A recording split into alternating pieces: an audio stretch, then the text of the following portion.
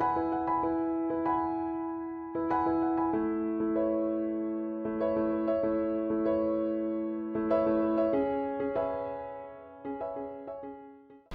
everyone, welcome to the physics lecture series for class 12th.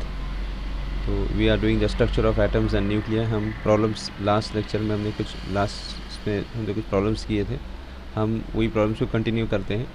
So this is the problem: calculate the energy released in the following reactions given the masses of radium, lead, carbon, uranium, barium, ये सब का हमें weight दिया हुआ है. Okay, and we have to ignore the neutrino energy. तो हम पहले देखेंगे ये ए वाला देखेंगे. ठीक है, हमें देखना है कि ये 3 रिएक्शंस दिए हुए हैं हम लोगों को, न्यूक्लियर रिएक्शंस, ये तीनों में कितनी एनर्जी रिलीज़ होगी. तो हम 1 बाय 1 करते हैं. First we do the part A. हम पहले पार्ट ए करते हैं. सो पार्ट ए से हमें आइडिया मिल जाएगा, बाकी भी आसान है. तो हम पार्ट ए का रिएक्शन में क्या देखते हैं, इसमें रेडियम दिया हुआ है आर ए. ठीक है, तो आर ए का mass I will just write the mass of R A. तो इसका मास जो हमें दिया हुआ है it is 223.0185 atomic mass unit. Then इसमें हम लेड भी दिया हुआ है, तो ये रिएक्शन में लेड आता है. ये पार्ट ए है हमारा. ठीक है, so the mass of lead is 208.9811 atomic mass unit. And finally carbon, तो मास ऑफ कार्बन जो दिया हुआ है तो it is 14.00324 unit. Sorry 324 units, sorry just a moment. So 324 unit दिया हुआ है. नाउ रेडियम से हमें ये दो मिलते हैं, तो हम क्या करेंगे, we will take the mass of radium minus mass of this two products. ठीक है, तो what is the energy release. So the total energy release जो हमको मिलेगी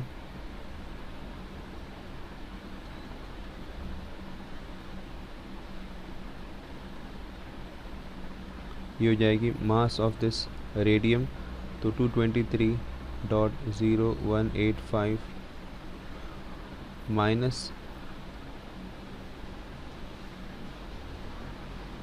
ये दो मास हमारे पास जो दिए हुए इसको सब्ट्रैक्ट करेंगे, माइनस सॉरी ये प्लस हो जाएंगे 324 है. Sorry,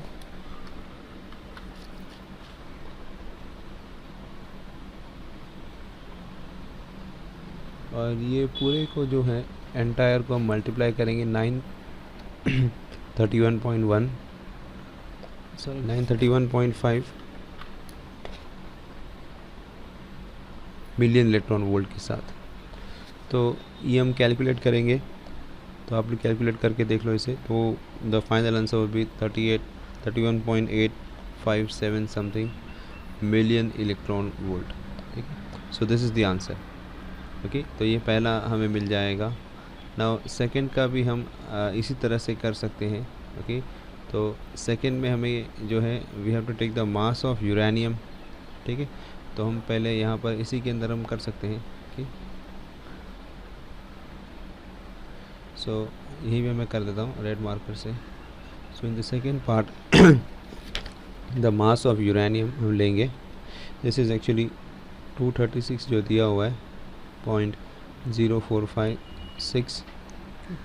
then we are given the mass of barium.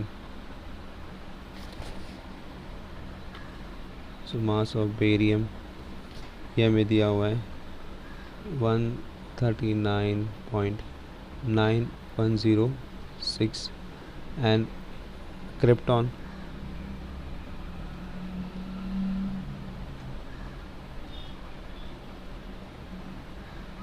is given as 93.9341. now we must also know the mass of neutron. यहाँ दिया नहीं है but it will be given. ये mass of neutron जो है this is 1.007284. so this given. okay, तो यहाँ पर नेचुरल बात है कि जो एनर्जी रिलीज़ जो रहेगी, ओके, तो एनर्जी रिलीज़ के केस में क्या मिलेगा हमें, in this case the energy release would be equal to, तो पहले मास ऑफ यूरेनियम हम लिखेंगे, ओके, तो mass of uranium is 236.0456, then minus the mass of all the other constituents, उसको हम लिख देंगे, तो ये मिलेगा हमें 139.9106। ठीक है, ये सबको हमको ऐड करना पड़ेगा ब्रैकेट के अंदर। नाउ देर आर 2 न्यूट्रॉन्स, तो इसलिए हमको 2 से मल्टीप्लाई करना पड़ेगा, 2 इंटू 1.007284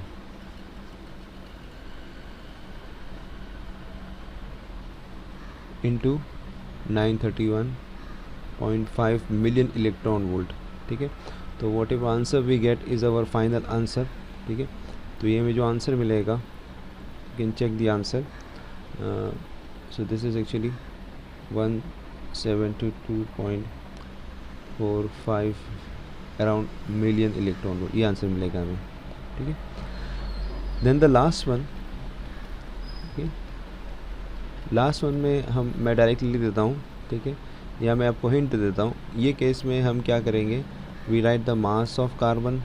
ठीक है, देन हम मास ऑफ बोरॉन लिखेंगे, मास ऑफ इलेक्ट्रॉन। ठीक है, ये तीनों हमें मास ऑफ इलेक्ट्रॉन दिया रहेगा। ओके, तो हम क्या करेंगे, मास ऑफ कार्बन माइनस बोरॉन और इलेक्ट्रॉन का मास ऐड करने के बाद, ठीक है, ये दोनों को हम ऐड करेंगे और कार्बन से इसको सब्ट्रैक्ट करेंगे और उसको मल्टीप्लाई बाय 931 करेंगे, that will be our answer. तो ये काफ़ी आसान है, 2 कर दिया, आप एक कर सकते हो, बिकॉज इसमें दिया है we have to ignore the energy of neutrino. Okay, next sample of carbon obtained from any living organism has a decay rate of 15.3 decays per gram per minute. A sample of carbon obtained from very old charcoal shows a disintegration rate of 12.3 disintegrations per gram per minute. Determine the age of the old sample given the decay constant of carbon is 3.839 into 10⁻12 per second. तो हमें इसमें क्या दिया है कि हमारे पास एक carbon का फ्रेश सैंपल है।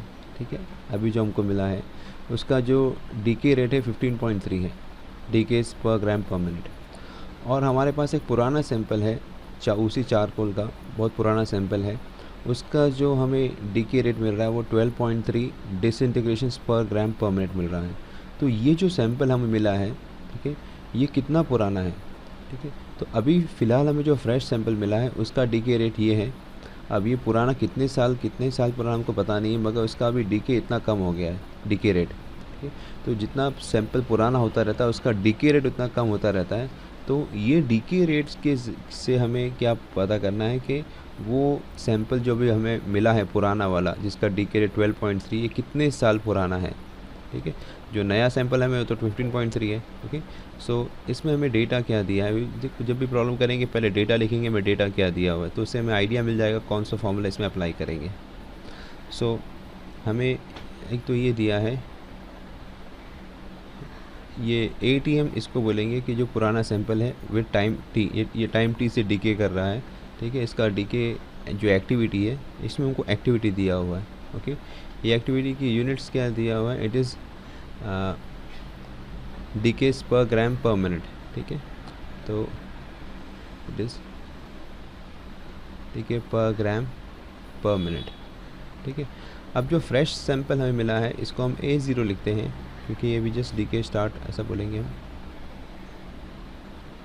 ये जो है इट इज़ डीके पर ग्राम पर मिनट, दोनों की यूनिट सेम है। ठीक है, नाउ हमें डीके कांस्टेंट दिया हुआ है, लैम्डा दिया हुआ है, इट इज़ 3.839 इंटू 10⁻⁻12 पर सेकेंड। ठीक है, ये दिया हुआ है। अभी हमें टी कैलकुलेट करना है, ये पर्टिकुलर जो सैंपल है उसका टी कैलकुलेट करना है, टाइम कितना पुराना है। ठीक है, इसकी एज कैलकुलेट करना है हमें। So we have the formula, हमारे पास फार्मूला है, काफ़ी simple formula.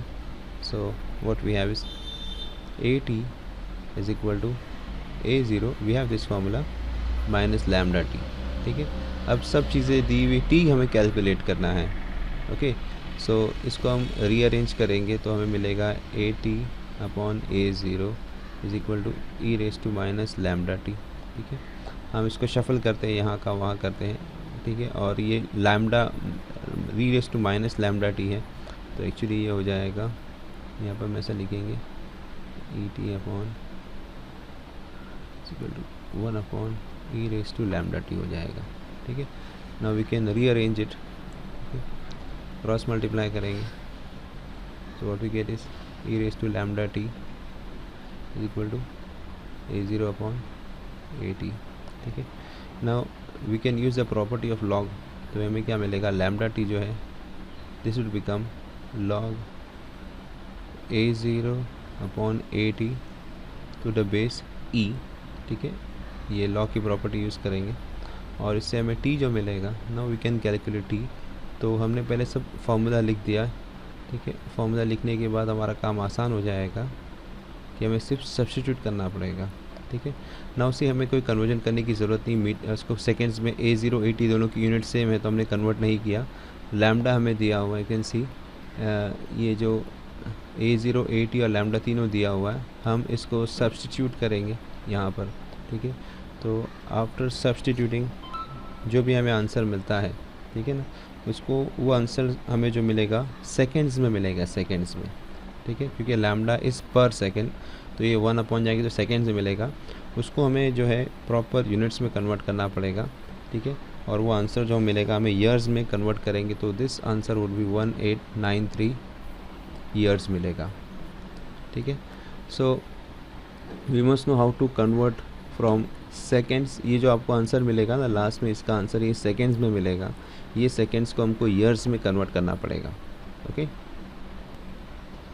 So how to convert years seconds into years, तो ये हम ध्यान में रखेंगे। सपोज हमारे पास x सेकेंड्स हैं, तो इसको ईयर्स में कन्वर्ट करने के लिए there are 365 days, every day consist of 24 hours and every hour consist of 60 minutes and 60 minute consist of 60 seconds. तो ये इस तरह से हम इसको कन्वर्ट, ये पूरा डिवाइड करेंगे, जो भी आंसर आएगा तो हमें आंसर ये मिल जाएगा। Okay, next is the half life of strontium is 28 years. Determine the disintegration rate of its 5 milligram sample. सो हमें इसमें जो डेटा दिया हुआ है, टी हाफ दिया है, हाफ लाइफ दिया हुआ है स्ट्रॉन्शियम का, इट इज़ 28 years। और हमारे पास जो सैंपल है उसका जो मास है 5 मिलीग्राम है। सो हमें इसका we have to find the disintegration rate, तो हमें फाइंड करना है d N upon d T, the rate of disintegration, and according to the formula this is actually lambda N. ठीक है, lambda is the decay constant and N जो number of atoms present है वो, तो हमें lambda और N की ज़रूरत है और टी हाफ दिया हुआ है। तो हम एक काम करेंगे, पहले हम टी हाफ लैम्डा कैलकुलेट करेंगे। तो हमारे पास एक रिलेशन है, lambda is 0.693 upon T half, तो ये हम पहले कैलकुलेट कर लेंगे। और टी हाफ दिया है, 28 ईयर्स दिया हुआ है, ये ईयर्स को हमको सेकेंड्स में कन्वर्ट करना पड़ेगा। तो 28 years, every year consist of 365 days and every day consists of 24 hours and every hour consists of 60 minutes and every minute consists of 60 seconds। ठीक है, तो ये हमें इस तरह से इसको डिवाइड करना पड़ेगा। सो ये कैलकुलेशन करेंगे हम लोग, तो जो आंसर मिलेगा पर सेकेंड हमें जो मिलेगा, so this comes out to be 7.84 into 10⁻⁻10 per second, ये हो जाएगा हमारा लैम्डा हो गया। अभी now number of atoms calculate करना है, तो नंबर ऑफ़ एटम्स का जो फॉर्मूला है, तो इसको मैं इक्वेशन 1 दे देता हूँ। नाउ एन के लिए हमें क्या करना पड़ेगा, सैंपल कितना है, इसका मास कितना है इनटू एवोगैड्रो नंबर, ठीक है, divide by the mass number. ठीक है, ये फॉर्मूला है। तो हमें मास दिया है 5 मिलीग्राम्स दिया हुआ है, तो 5 मिलीग्राम्स को मतलब 10⁻³ नाउ एवोगैड्रो नंबर, ये कांस्टेंट दिया रहेगा Avogadro number, so this is actually 6.023 into 10⁻23 और मास नंबर स्ट्रॉन्शियम का जो हमें पहले दिया हुआ है, can see this is actually 90 from this, ये 90 दिया हुआ है, तो हम ये डिवाइड बाय 90 करेंगे।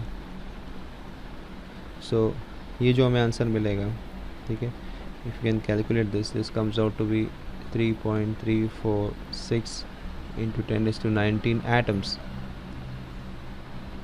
ठीक है, 10⁻19 एटम्स मिल जाएगा हमें ये। Now we can do the calculation, ठीक है। ये इक्वेशन, सपोज ये इक्वेशन 2 है, तो हमें ये दिया हुआ है dn/dt जो है, this is actually lambda n, तो लैम्डा इक्वेशन 1 से मिल जाएगा, n इक्वेशन 2 से मिल जाएगा, इसको हम सब्स्टिट्यूट कर देंगे तो what we get is this is comes out to 26 point something 23 into 10⁻9 atoms per second, ठीक है, क्योंकि ऊपर एटम्स हैं, so atoms per second, so this is the answer. Now next problem, what is the amount of cobalt necessary to provide a radioactive source of strength 10.0 millicurie, its half life being 5.3 years। so हमें कितना amount of cobalt चाहिए हमें, जो इसकी strength इतनी होनी चाहिए, कितनी, तो how much amount of cobalt is necessary so that provides a strength of this 10.0 millicurie, उसका हाफ लाइफ 5.3 है। तो हम जो डेटा हमें दिया हुआ है, so we are given T half is 5.3 years, ये दिया हुआ है हमको, ठीक है। एंड देन हमें एक्टिविटी दिया हुआ है, सो दिस इज़ 10 millicurie, ठीक है। Now we do the conversions, हम यहाँ पे कन्वर्जन्स कर लेते हैं। सो कन्वर्जन में क्या है, दिस इज़ ईयर्स, तो उसको सेकेंड्स में कन्वर्ट करना है, तो 365 into 24 into 60 into 60 and this is millicurie, तो हमें इसको डिसइंटीग्रेशन पर सेकेंड में कन्वर्ट करना है।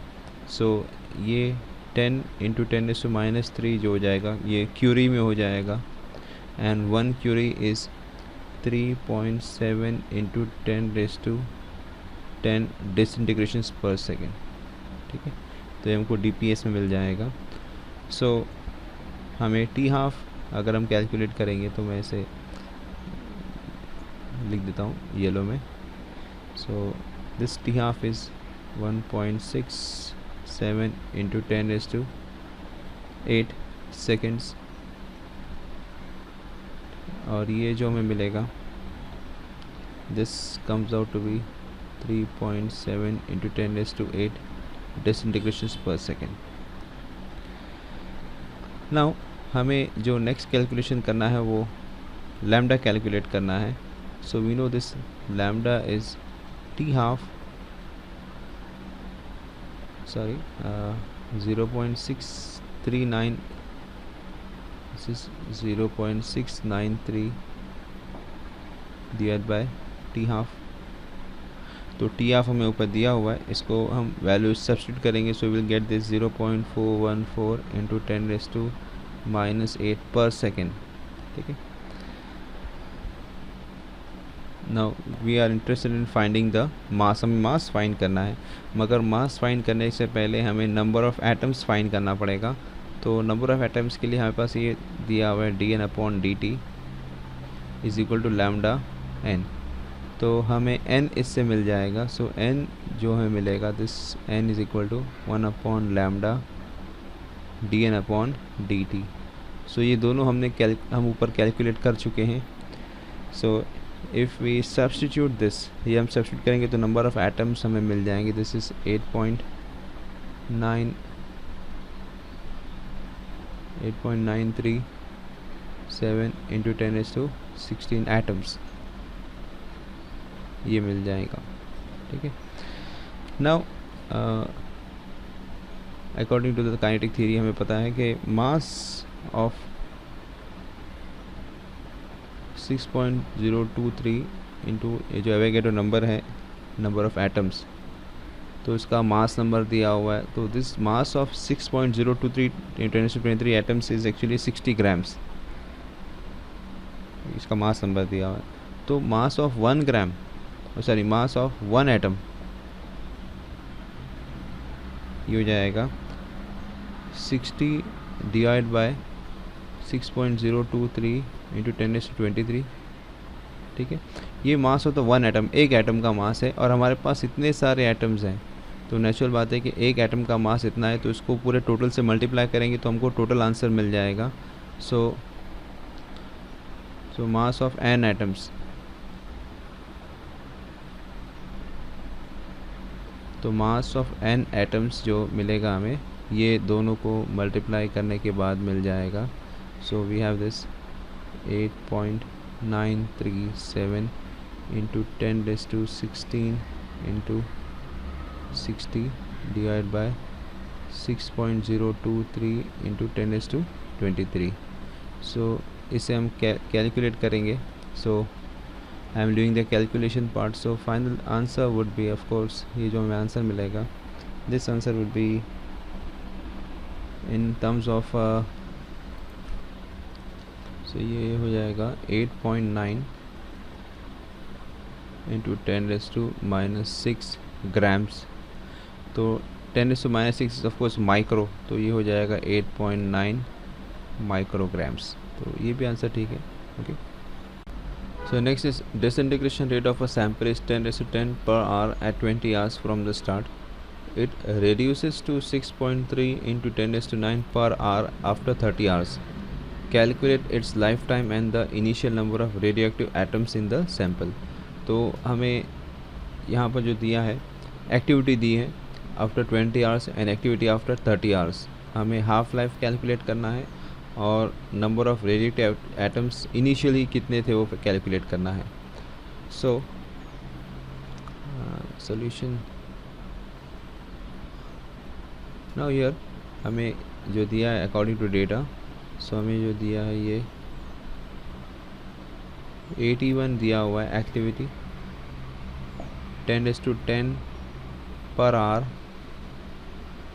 ओके, वेयर T1 इस टाइम जो दिया है वो 20 आवर्स का दिया हुआ है। देन दूसरा जो दिया है 82 दिया हुआ है, ये हमें दिया हुआ है 6.3 × 10⁻9 per hour, where T2 is 30 hours. ये दिया है हम लोगों को। हमें of course half life find करना है, तो what we have to find is T half find करना है, ये क्या है, और N0 फाइंड करना है। ओके, नाउ पहले हम ये जो दिया है इससे हम लैम्डा कैलकुलेट करेंगे, लैम्डा से हमें हाफ लाइफ मिल जाएगा। Let us see how we calculate. So we have this formula 81 जो है 81 is equal to A0 e⁻ lambda T1, और 82 जो है इसी मिलले ऐसा लिख सकते हैं हम लोग, इसी minus lambda T2। So now dividing the, ये दोनों को हम डिवाइड करेंगे, 81/82 करेंगे तो क्या मिलेगा हमें, ये जो है 81 डिवाइड बाय 82, ये A0 कट हो जाएगा, तो what we are left lambda T1 upon e⁻ lambda T2, ठीक है। सो नाउ वी 81 और 82 दिया हुआ है हम लोगों को, सो मैं यहीं पे लिख देता हूँ। सो 81 इज़ एक्चुअली 10⁻10 अपॉन ये है 6.3 × 10⁻9 which is equal to e⁻ lambda T1 minus T2, ठीक है। नाउ हम ये इसको लेफ़्ट साइड ले लेते हैं, ठीक है, शफलिंग।